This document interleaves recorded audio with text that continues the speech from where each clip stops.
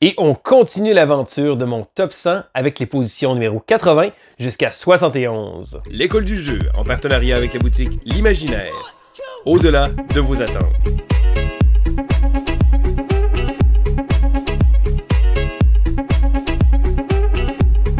Bonjour et bienvenue à l'école du jeu, mon nom est Sylvain et on se retrouve pour cette belle aventure qui est mon top 100. Et oui, depuis quelques semaines, j'ai commencé à vous présenter mon top 100 des jeux que je préfère au monde, toutes catégories confondues. Et ce top-là a été rendu possible parce que c'était un but qu'on avait fixé sur notre campagne Patreon. Donc si jamais ça vous intéresse de nous encourager avec cette plateforme-là, je vous invite à aller regarder dans la description de la vidéo. Vous allez voir un lien qui va vous montrer comment faire. Mais sinon, n'oubliez pas qu'il y a toujours un petit pouce en l'air, de commenter, de vous abonner à la chaîne. C'est tous des petites choses, des petits gestes qui sont très importants pour nous et qui nous donnent le goût de continuer à vous proposer une tonne de vidéos différentes.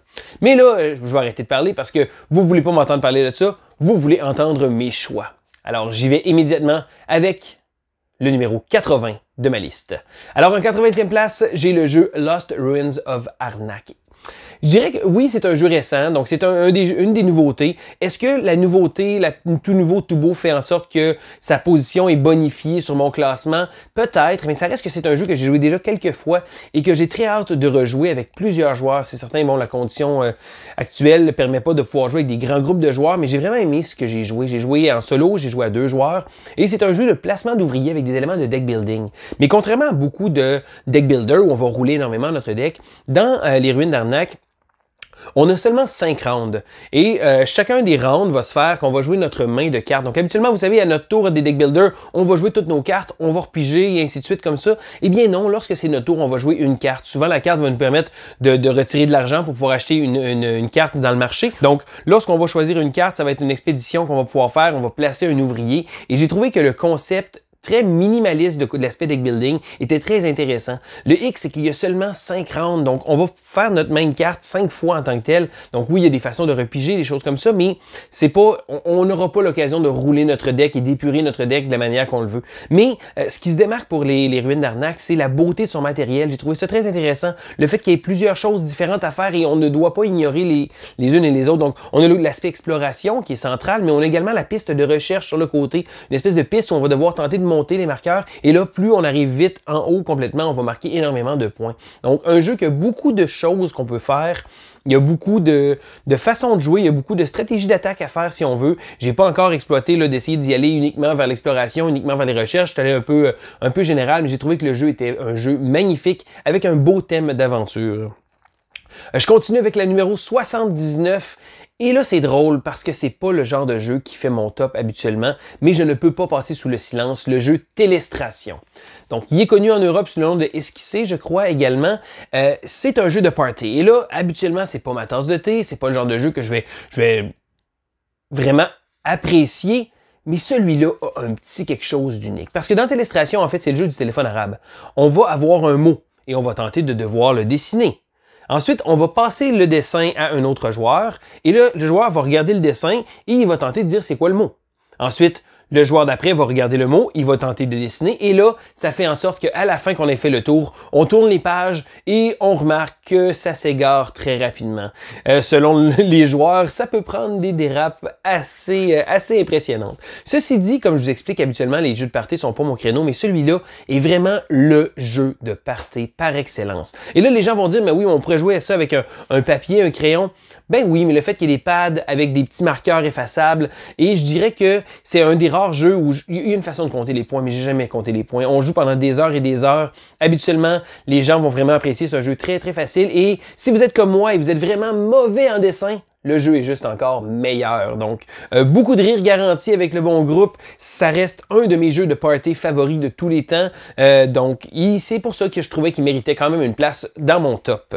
On est rendu en position 78 et j'ai nommé le jeu Fort. Alors, premièrement, Fort avait un petit quelque chose qui m'intéressait vraiment beaucoup parce qu'il reprend beaucoup d'éléments d'un jeu que j'adore qui s'appelle La Gloire de Rome. Donc, La Gloire de Rome va se retrouver beaucoup plus haut dans mon palmarès, mais Fort utilisait certains de ces éléments-là et les mettait de manière très accessible. Donc, premièrement, il vient de la compagnie Leder Games qui a produit Root, qui est un jeu qui est apprécié par beaucoup de gens. Donc, le jeu avait un petit buzz lors de son arrivée. Mais moi, ce que j'ai aimé, c'est d'utiliser ça et d'utiliser un thème qui est tellement bien placé. Parce que le jeu est une réédition d'une autre version du jeu avec un thème romain. Ça n'avait pas trop collé. Mais là, avec Fort, le but, on est des enfants et on veut faire un fort. Alors, qu'est-ce qu'on va faire? On va avoir des amis avec nous, on va avoir des jouets, on va prendre la pizza et on va tenter de faire le meilleur fort. Tous les petits éléments comme ça, thématiques, viennent coller tellement bien au jeu et ça fait en sorte que ça utilise des mécanismes qui sont justement de sélection d'actions, qu'on va suivre les actions. Donc un joueur va jouer une carte et là, il va avoir deux aspects à la carte. L'action personnelle, donc seulement nous on peut faire, et l'action publique que nous on peut faire, mais que les autres joueurs vont pouvoir suivre s'ils utilisent des cartes de la même sorte. Et c'est ce petit élément-là qui fait très Gloire de Rome Junior que j'ai vraiment aimé. Mais c'est pas unique, c'est pas exactement comme la Gloire de Rome parce que Fort est un jeu à lui-même, très très intéressant. Encore une fois, plein d'éléments thématiques, donc ne serait-ce que les cartes qu'on va utiliser, c'est des amis. Et là, les amis vont avoir différentes icônes, vont nous apporter différentes choses, mais si on n'utilise pas, les cartes qu'on n'utilise pas vont être placées devant nous. Et là, les autres joueurs, au lieu d'acheter des cartes dans le playground, qui se trouve la zone de jeu, ils vont pouvoir venir nous voler nos amis. Mais que voulez-vous si on n'a pas joué avec nos amis? C'est peut-être une raison pour ça qu'ils s'en vont voir d'autres personnes. Mais si jamais il y a personne qui leur a porté d'intérêt, ils vont rester avec nous. Donc, le petit côté thématique de Fort est vraiment, vraiment bien placé. Beaucoup d'éléments de jeu. Les parties, je suis certain que bon, il faut se concentrer à faire notre fort. J'ai remarqué que c'était une façon principale de gagner, justement, d'avoir un fort qui était fort. Hein? Ça se trouve être le titre du jeu, je pense que ça fait un peu de sens. Mais sinon, beaucoup de petits éléments, un petit côté engine building que j'apprécie énormément et ça fait en sorte que Fort est un jeu que j'adore. En numéro 77, j'ai nommé le jeu Fantastic Factories. Alors, comme vous le savez, j'aime beaucoup les engine builders et Fantastic Factories en est un. Donc, qu'est-ce qu'on va faire? On va tenter de devoir acheter des pièces d'usines, si on veut, des différents bâtiments, et on va devoir utiliser ces bâtiments-là pour générer des ressources. Donc, les ressources de l'énergie et du métal vont nous servir à justement les convertir en points et activer d'autres machines. Et le tout est fait avec un système de dés qui est vraiment bien pensé. Donc, on va avoir des dés et on va les placer dans les cases et on va activer leurs habilités. Je dirais que c'est drôle parce que c'est un jeu qui réinvente absolument pas la roue, mais qui est tellement efficace. C'est une petite boîte, un petit jeu sympathique. Il y a une extension d'ailleurs qui était annoncée, que j'ai backé sur Kickstarter, mais beaucoup d'éléments qui font en sorte que Fantastic Factories est vraiment un succès pour moi. C'est très minimaliste, la direction artistique est vraiment bien pensée, c'est très très simple et j'ai trouvé ça amusant de trouver les bonnes combines. Bon, c'est certain, en jouant souvent, on retrouve souvent les bonnes combines qu'on aime avec, bon, telle carte, ils vont très bien ensemble.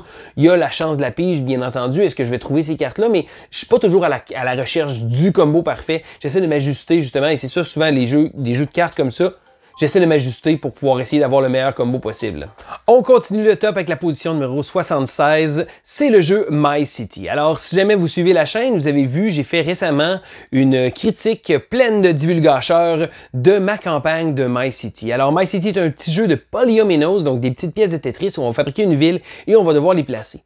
Le jeu est incroyablement simple, mais ce qui le rend vraiment attrayant, c'est l'aspect legacy qu'il va avoir. Donc, on va construire notre ville et là, il y a 24 scénarios qui vont changer le jeu de partie en partie. Donc souvent, c'est juste des façons de faire des points différentes, mais il va y avoir des éléments, des collants, des nouvelles façons de jouer, plein de petits éléments comme ça. Et je pense que c'est la somme, parce que le jeu en tant que tel est très simple. C'est pas un chef-d'œuvre ludique, mais j'ai trouvé que d'avoir un jeu simple comme ça, que l'aspect legacy, ça transforme un jeu ordinaire en une expérience de jeu fantastique et c'est la raison pour laquelle il se trouve si haut dans mon top. C'est probablement pas un jeu que je vais rejouer énormément souvent.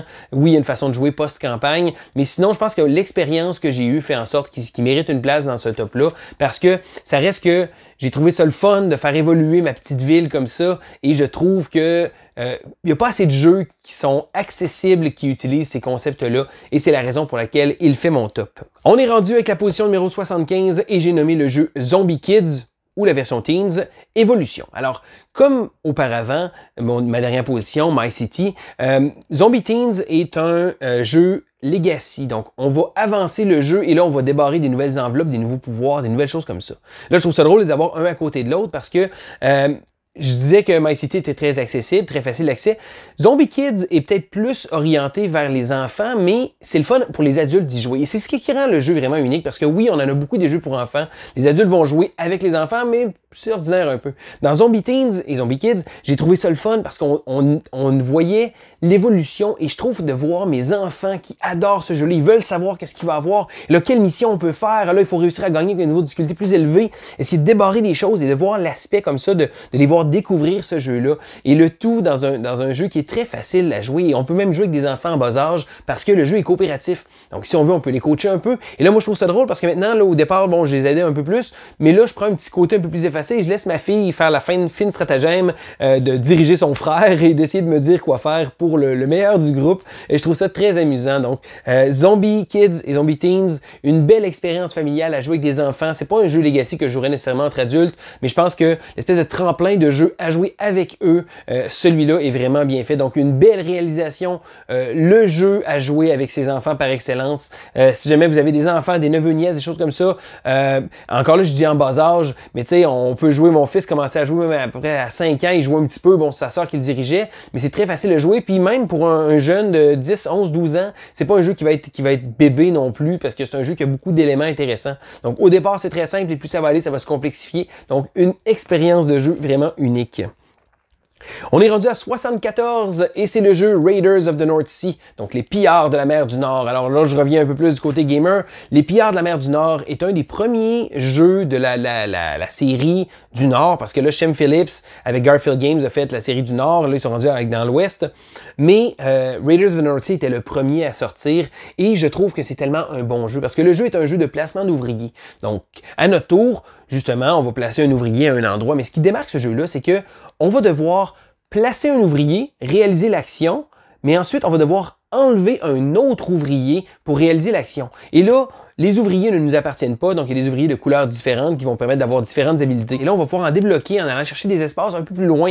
Mais là, pour ce faire, on va devoir se faire une flotte, donc acheter des cartes, donc beaucoup de petits éléments, collection de ressources, de gérer un équipage, d'aller à l'extérieur, essayer d'aller piller justement pour pouvoir retirer plus de ressources. Mais l'élément central du jeu se retrouve à être le placement d'ouvriers, parce que on va placer un ouvrier pour générer l'action et en enlever un autre généré, et souvent on va vouloir avoir le spot qui est utilisé, mais on peut pas parce qu'il faut placer et ensuite retirer. Donc un jeu qui utilise le mécanisme de placement d'ouvriers de manière vraiment bien pensée et un jeu très agréable, et c'est mon favori également de la série du Nord.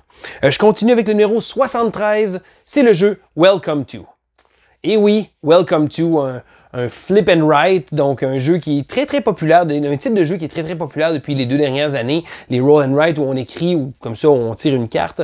Mais Welcome to a dans sa simplicité un élément tellement intéressant. On va devoir avoir justement, on va avoir un petit plateau de jeu individuel et là on peut jouer avec autant de joueurs qu'on veut parce qu'il n'y a pas d'interaction entre les joueurs. Donc, on va avoir les mêmes cartes disponibles. Là, on n'enlèvera pas une carte à quelqu'un d'autre. Donc, on a 3 options et les options sont disponibles pour tous les joueurs. Donc, ils vont choisir et on va continuer comme ça. Donc, oui, c'est certain que ça se pourrait que tous les joueurs fassent la même option, mais ça me surprendrait beaucoup. Donc, qu'est-ce qu'on va faire dans ces options-là? Il va toujours avoir un chiffre, habituellement numéroté de 1 à 15, et une action spéciale. Et là, on va devoir choisir une des 3 séquences, donc un 3 de construction, un 8 de piscine, des choses comme ça. Et là, chacun des éléments va être placé sur le plateau et on va devoir les placer. Ce qui est amusant, c'est que de ces chiffres-là, on a des cases. Et là, chacune des rues, si on veut, a des cases différentes et on va devoir placer des numéros civiques. Donc, en ordre croissant. Donc, si jamais on place un 14 à la fin, eh bien, on ne pourra plus placer de 15 parce qu'il faudrait qu'il y ait après. Donc, un jeu très simple, très, très convivial. On peut jouer avec énormément de joueurs, mais ça reste un petit design, un petit côté technique très amusant d'essayer de maximiser les points et un jeu que j'apprécie beaucoup. On est rendu en position 72 et là mon ami David Castonguay va être très heureux parce que je nomme le jeu Vindication. Alors Vindication souffre peut-être du fait que j'ai pas assez joué à ce jeu-là. Donc j'ai déjà 5-6 parties en arrière de la cravate, mais j'ai commencé à peine à effleurer les différents modules, les différentes choses que le jeu peut nous proposer. Une extension également est prévue que j'ai décidé de backer parce que je trouve que le concept du jeu est très intéressant. Oui, ça reste un euro où on pousse des cubes. Donc à la base, c'est vraiment ça, mais par-dessus, il y a une espèce de thème et du matériel à couper le souffle. Donc oui, je sais, il y a un paquet de miniatures qui sont peut-être pas nécessairement utiles, mais à la base, le concept du jeu pour ces mécanismes, c'est vraiment le genre de choses qui me plaît beaucoup parce que on va devoir gérer des ressources et là, ces ressources-là se trouvent être une espèce autour du plateau et là, on va devoir allier des ressources de base qui se trouvent être 3 ressources de base avec des ressources secondaires parce que là, pour faire ces ressources secondaires-là, ça va nous prendre 2 ressources de base. Donc, on va prendre un jaune et un rouge et on va les mettre ensemble et on va avoir une ressource verte. Donc, ultimement, c'est juste du plaçage de cubes, mais cette ressource verte-là va nous servir à d'autres choses. On va pouvoir acheter des cartes et là, on va construire un tableau et vraiment un jeu fantastique. Je sais qu'il y a certaines personnes qui ont trouvé que c'était c'était différent comme jeu parce que oui, il y a un jeu thématique très fort, mais avec des mécanismes très euro, déplacement de cubes. Mais pour ma part, j'ai vraiment aimé mon expérience. Vindication, un jeu à découvrir. On est maintenant rendu à numéro 71, la dernière position pour ma vidéo d'aujourd'hui. Un autre jeu très récent et qui a fait beaucoup de compétition un peu avec les Ruines d'Arnak, qui était la première sélection de ma vidéo, c'est le jeu Dune Imperium. Donc, premièrement, je tiens à le dire, je sais qu'il y a beaucoup de fans de Dune, la série de romans écrits, un vieux film qui a été fait, un nouveau film aussi qui va sortir, bon, qui était supposé sortir cette année, mais qui va être remis à l'année prochaine. Donc, le jeu a une espèce de fan following très, très fort. Je ne suis pas de ceux-là. Donc, je connais un peu Dune, là, les gros vers des sables, c'est à peu près tout ce que je sais de Dune. Je sais, Lancez-moi des roches, je devrais connaître cette franchise iconique-là, mais malheureusement, je ne connais pas ça. Donc moi, ce qui m'a attiré dans Dune, c'est pas nécessairement le thème, mais c'est justement les mécanismes de jeu. Parce que c'est un autre jeu, un peu comme Arnak, qui utilise des mécanismes de deck building et de placement d'ouvriers. Donc, on va placer les ouvriers sur différentes cases, mais on a également une zone de conflit qui va être de contrôle de majorité. Donc, beaucoup de petits éléments comme ça. Et encore une fois, c'est un jeu qui utilise le deck building, mais de manière un peu modérée. Donc, on roulera pas notre deck, mais chacune des cartes qu'on va jouer, donc on va jouer la carte, on va générer effet, et ça va nous permettre de pouvoir placer un ouvrier. Mais là, l'ouvrier qu'on va pouvoir placer va être, selon la carte, va nous permettre d'être placé dans différents endroits. Donc, il y a différents secteurs du plateau de jeu. Et lorsque je vais jouer une carte, ça se peut que la carte me permette simplement de placer un ouvrier dans 2 secteurs. Donc, je n'aurai pas accès au reste. Donc, oui, on a les cartes, on a l'effet comme ça, et on va devoir tenter d'essayer de trouver les bonnes cartes qui vont nous permettre de pouvoir exploiter le plateau de jeu à son maximum. On a différentes alliances avec des factions qu'on va tenter de devoir monter, parce que le but du jeu, c'est d'avoir 10 points de victoire. Bon, le jeu peut se terminer après 10 tours complets de jeu, mais habituellement, c'est pas ça qui va arriver. Et là, les points de victoire vont être chaudement contestés parce que lorsqu'on arrive avec une certaine notoriété avec une alliance, on va recevoir le jeton, donc le badge de l'alliance, on va avoir un point de victoire, mais si un autre joueur devient avec une meilleure relation, ils vont nous voler, donc les points de victoire vont jouer comme ça. Et à tout ça, à la fin des tours, il va y avoir une zone de conflit parce qu'on va envoyer des unités dans la petite zone de conflit comme ça, on va avoir des unités qui sont en garnison, mais on va les envoyer dans la zone de conflit et à la fin du tour, lorsque tous les joueurs vont avoir joué, à ce moment-là, il va y avoir la résolution de conflit. Et là, le joueur qui va gagner un bonus. Habituellement, un bonus, c'est un point de victoire, mais ça peut être des grosses sommes de ressources. Et j'ai trouvé très intéressant parce qu'il y a des petits éléments qui arrivent, des cartes intrigues qui viennent changer la donne. Donc, on s'attend à ce qu'on va gagner, mais non. Et voilà, boum, on fait une carte qui donne plus d'attaque. Donc, j'ai vraiment trouvé que l'interaction avec les autres joueurs est vraiment bien pensée. Et pour un jeu qui mise énormément sur les interactions entre les joueurs, le mode solo est très bien ficelé parce que le jeu vient avec un automa très très simple. On tire une carte, on génère les actions, on bloque des espaces. Et là, il y a 2 adversaires virtuels comme ça, mais ils vont rajouter beaucoup de tension au milieu. Donc, ça devient très difficile d'aller essayer de gagner ça, mais c'est très important parce qu'il faut pas ignorer complètement la zone de conflit. Personnellement, bon, j'ai jamais vraiment ignoré cet espace-là. Je pense qu'on peut pas nécessairement l'ignorer complètement à cause des points de victoire qui peuvent arriver. Mais si on se rend compte que les autres en mettent beaucoup, à ce moment-là, on peut peut-être prendre un petit côté reculé et essayer d'aller faire des points et faire des ressources ailleurs. Ceci dit, Dune Imperium, encore une fois, est peut-être un peu bas au classement et je pense qu'en y rejoint et en jouant avec, j'ai hâte de jouer avec 4 joueurs. Je pense que ça va être vraiment tirer le maximum de ce jeu-là parce que j'ai joué à 2 joueurs, j'ai joué en solo. Et je trouve que le jeu a énormément à nous apporter. Et peut-être que si jamais je refais mon top dans 1 an ou 2, il va être beaucoup plus haut. Et voilà, ça fait le tour de ma vidéo, les positions numéro 80 à 71. Est-ce qu'il y a des jeux dans ma liste que vous aimez, que vous trouvez qui sont pas assez hauts dans le classement? À l'inverse, y a-t-il des jeux que vous trouvez qui sont trop bas, voyons donc, ça aurait dû être beaucoup plus haut dans ton classement? Eh bien, gênez-vous pas dans les commentaires, je me fais un plaisir de discuter avec vous parce que j'aime énormément ça, de savoir vos goûts ludiques également. Donc, c'était Sylvain pour l'école du jeu et on se dit à la prochaine!